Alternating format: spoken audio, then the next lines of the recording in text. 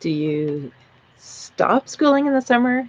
Do you modify your schooling in the summer? Do you continue the same schedule that you've been schooling throughout the school year? Are these questions that you ask yourself? I ask myself those questions year after year. Or maybe you're someone who wants, a more relaxed, enjoyable learning environment through the summer.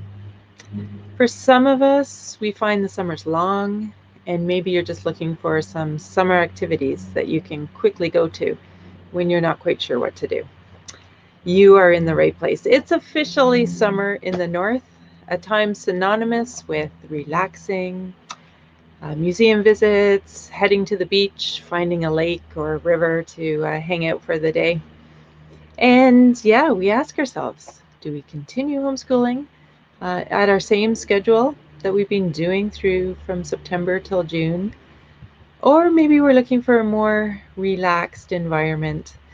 I want to welcome you to the conversation. I'm going to be talking about what does summer learning look like in your family.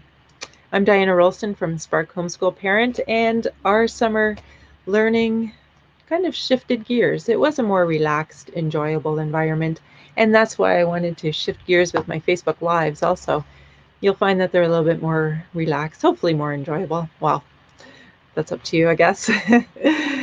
This conversation today is for you if you're looking, I'm going to be talking about the benefits, the pros, the cons, the disadvantages of taking the summer off and also continuing at full tilt throughout the summer.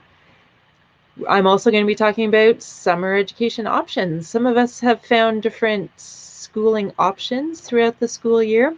Just like I say, every person is unique, every family is unique, everybody's schedule throughout the summer and throughout the year in home education is going to be unique. So I'm going to just share a few of those different ideas from different families, and maybe there's something that you'd be interested in also. I'm also going to talk about some summer activities. Often when you're not quite sure what to do that day, it's good just to refer to a list. That's what I found was helpful. So I always had a list on hand of different things when I wasn't feeling particularly creative. For those that don't know me, I'm Diana Rolston. I educated my 3 boys at home through to graduation. They are now young men and out in the workforce, 23, and my twins are 21. So we had many summers and lots of different things going on in the summer. So I look forward to sharing those with you. So let's first talk about some of the benefits of taking the summer off. Studies from several groups have shown that rest from vacation or other time off helps to lessen irritability, depression, anxiety. I know for myself that's absolutely true. I find maybe not depression to that extent, but I do get irritable by this time of the year, and it's just good for me to take some time off and good for my children. These last couple of years for some of us have been really difficult. I know I've been talking to lots and lots of family with different families and different children with anxiety, and maybe what you need as a family is some time off. So definitely an advantage. We have the opportunity for the summer to take the summers off. Also, when I'm talking about taking the summers off, it's important to take some time off from social media. We know that there's benefits to that, but when we have time and our children have time just to hang out, think, ideas come to us. We have so many new ideas and creativity, some parts of us that we haven't been able to access through the busyness of the last few months. There's just a sense of being a little bit more creative in the summer. So definitely an advantage also of taking some time off.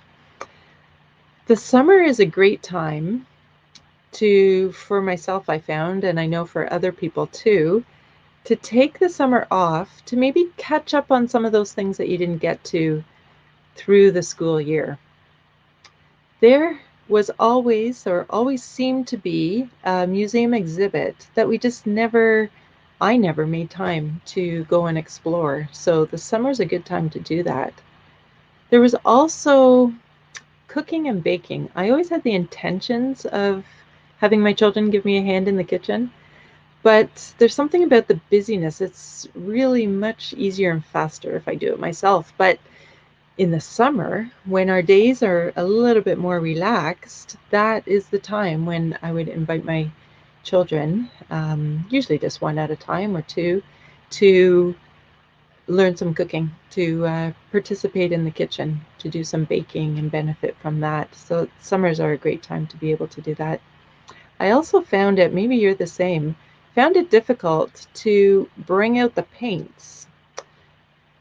I still have paint on my ceiling from a painting afternoon.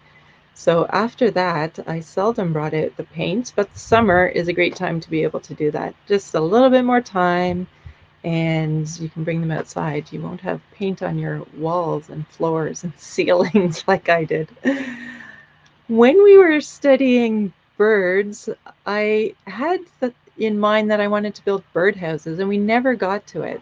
So the summer was a good time to be able to do that. Again, doing it outside, and learning to knit. One of those ideas that I had that was just an idea, and sometimes just like stayed an idea, but the summertime was a good time to be able to get that out.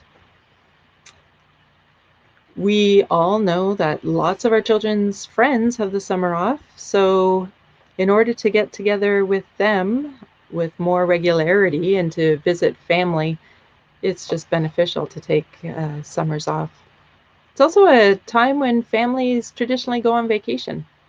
So if adults in your family are able to take some time off together, then go for it.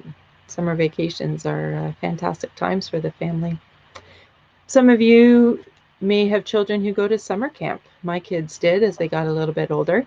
It's a great time for them to learn new activities and explore different interests that maybe they don't have an opportunity to do throughout the school year or at home. Lots of things that I don't know about that my children were able to experience in summer camp, and the great friendships that they have. As your children get older also, good to take the summer off if your teenagers want summer jobs. It's just a fantastic experience to have them work hard for other people, and so rewarding for you to experience that and to witness that too. Amazing interpersonal skills, and what teenager doesn't want to make some extra money? So a great step to independence for young adult and teenage children to take the summer off and have them do formal or informal summer jobs. But there are some disadvantages to taking the summer off when we are educating our children at home. One of them, I read something that said on average students lose more than 2.5 months worth of grade equivalency in math skills during summer vacation. That's a real thing, and definitely a disadvantage to taking time off. So if you choose to take the time off, keep that in mind and use the first little bit of your schooling to catch up on some of that maybe they've lost. For some of our children, they just find it really boring. So if that is happening in your house, then I'm going to be talking about some summer education options. Because my children, I mentioned, are young adults in their early 20s, computers, phones, screen time wasn't a huge issue in our house. It became increasingly more an issue, but I know it's a sense of frustration in many houses. So I'm not going to say too much about it right now, but I did do a fantastic interview with Mary Champagne. We were talking about discovering your child's strengths, how to curb his use of electronics.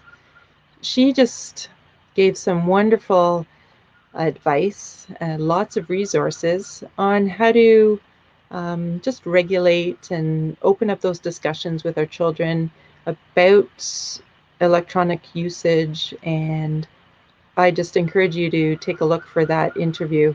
Again, it's Mary Champagne, Discovering Your Child's Strengths, How to Curb His Use of Electronics. And I have that stored. You can scroll in Spark Educational Therapy, Spark Homeschool Parent, but you'll be scrolling down months and months. But it is stored at Spark Educational Therapy. That's a Facebook group, and in the videos section. Again, it's Mary Champagne. Take a look at that for electronics use, because that's definitely an issue in the summertime when we don't have the strict schedules and we take the summers off. Let's talk about summer education options. Yeah, just as every family is different, every family's summer schedule is different. Some families find it more beneficial to do like 1 hour of schooling a day in the summer. So I just mentioned that there's a delay or a loss of learning in math. So maybe a little bit of math would be done in that hour. Definitely some reading. That's up to you what you want to do in that hour. A discussion between you and your children. Have you done lap books? Lap books are such a great learning experience and so much fun. Over the years, we did lap books on world wars. We did lap books on bugs, which is perfect at this time of the year. We also did one on mosquitoes, which was awesome. But take a look. There's lots of resources online, and it's a little bit more relaxed, or can be presented in a more relaxed, enjoyable way. I'm just out here. It seems a little quite idyllic right now. I'm just waiting for my neighbors to start cutting their grass, or these annoying crows in the back. But anyway, sometimes through the summer also I would choose a theme for the summer, kind of like informally presenting that theme or learning about that theme. Again, that could be a discussion between you and your children and what they want to be learning, or just like the situation that you're in. We spent some time at a cottage. So one theme for the summer was, or for actually a few summers, was frogs. So I would have some library books, some picture books, movies, different things about frogs, and the identification books also. And we went on to our sit-on kayak, dragged it into a swampy, dirty pond, but scooped up frogs' eggs and little tadpoles and brought them back, put them into a aquarium for much of the summer, and just kept feeding them and doing our best to keeping them alive and watching them develop into frogs. It's so fascinating. And then as they got a little bit older, feeding them flies and just watching the flies in the aquarium and the frogs jumping around. It was loads and loads of fun and very entertaining. Another theme for much of our summers is fish and the anatomy of fish. I know for some science curriculums, they actually have the formaldehyde fish, and you learn about the different organs. But when the children are fishing and filleting their fish, you naturally do that. So I had my books aside so that I would be able to just be able to contribute to the conversations and point out the different organs and things like that. And then filleting the fish, learning how to do that as they got a little bit older, and then cooking the fish. That was great. We also had the opportunity to learn more about turtles. In our area, there was a bio blitz. So that was a great opportunity for our family to volunteer, working with different adults and having experts come in.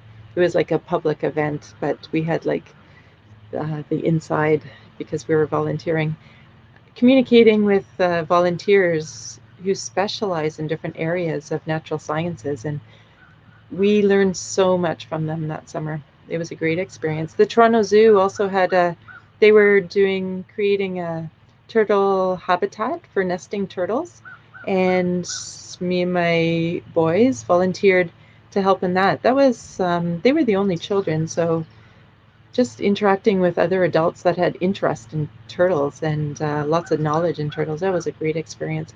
I know some of you are thinking, oh, tadpoles in my house or porch or whatever, or cutting up fish is disgusting. I used to think the same. But when my children became excited about that, it just like was contagious. And I got excited about things that excited them. And just seeing them learn in such a natural way became really exciting. So I don't discount anything. Keep your mind open and learn with your children. I have heard from other families too for alternate scheduling for the summer. Some families will do like 3 weeks on, 1 week off, 3 weeks on, 1 week off. Some will do like 3 days a week schooling. That is something that I really encourage you and your children to come to an agreement before the time comes, because if you're thinking in your mind that they're going to be doing some part-time schooling, and in their mind they're thinking that they got the summer off, there's going to be some unhappy people. So just make sure you have that discussion before the time comes. Some summer activities. There were some days when we were home for the whole summer that I just felt like I was running out of ideas. So I made a list so that every once in a while I needed to take a look at that list and just remind myself of some ideas that I had come up with. So I'm going to share that with you. Maybe you want to do the same. Bike rides. We often got on our bikes and rode into town, picked up some ice cream or pizza or whatever, rode back. It's a great way for the family to get to know the neighborhood, the streets that maybe you don't, and the parks around the area too that maybe you haven't been to. Sometimes we loaded up our bikes and went to different parks, brought picnic with us, and just rode around big parks or city trails. That was always good fun. Have you tried to make ice cream? We had so much fun. I bought one of those balls, and you put in like rock salt and cream and flavorings and different things. And it's a ball, and you have to tumble it. So together we would load it up. And then for however much time, 20 minutes, half an hour, whatever it was, the kids would toss it and roll it down the hill and kick it around. And that was the idea. You got to tumble it around, and then, but meanwhile, your ice cream is being made. It was pretty fun. So that was something that was on my list. Meeting up at different parks with different friends. That's always, summer is always a great time to do that. We have some new water parks in the area. So maybe there's some parks and new water parks, new places that you want to explore. Write those on your list too. I said that we brought picnics when we were on our bike. We sometimes went to different provincial parks with a picnic, and that's great fun. Also great fun was we would rent a kayak or canoe. When the kids are young, you can get 2, 3, 4 kids and an adult in one canoe, and just like exploring rivers and bringing a picnic and just stopping on an island and having your picnic. That was always, there were a couple places on my list that I wanted to go to. So I have seen a lot of sidewalk murals over the last couple of years as more people have been staying home. Great fun. Painting stones also. Families have been painting stones at home or invite some friends over. And then putting those stones in different parks throughout the cities. That's been fun to witness. So maybe that's something you want to put on your list also for those rainy days or whatever. Another thing on my list was backyard camping. This is where it all began. My kids now in their early 20s are still camping by themselves and with friends. And yeah, this is the safe environment that they began in. So that's always fun. We have country fairs around the area. I made sure that I got the dates for those early in the year. So those local ones that we wanted to hit, we didn't miss those. They're not really during July and like the middle of August, but near the end of August, September, there's more country fairs coming up, and also the produce markets and craft markets. Those are fun to hit too. Summertime was always a great time to do those science experiments. You know, those vinegar and soda experiments that you don't want to necessarily be doing inside your house? Those are good ones to do. Just Google a bunch of outdoor science experiments, and yeah, I'm sure you'll find some time to do some of those.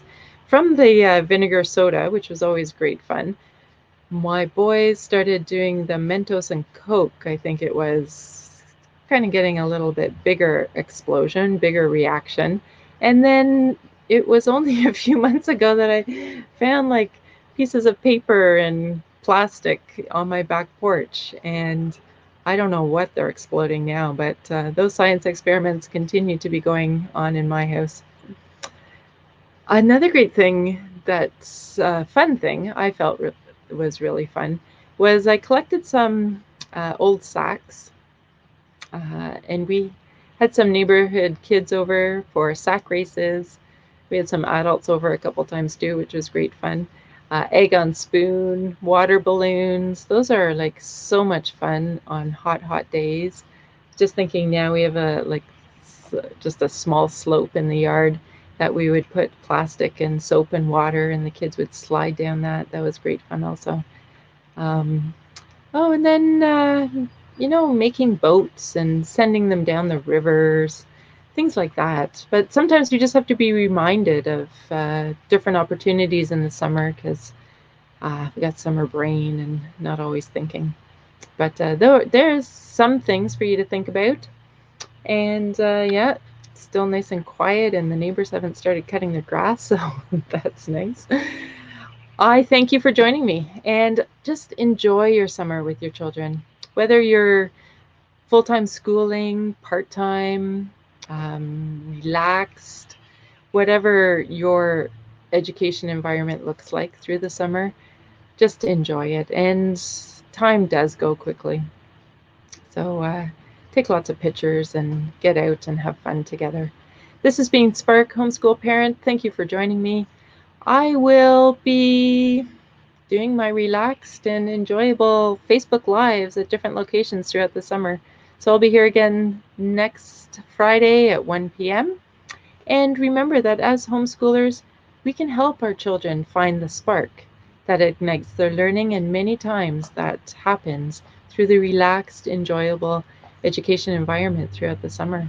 So I encourage you just to, yeah, have fun, enjoy yourself. Until next week.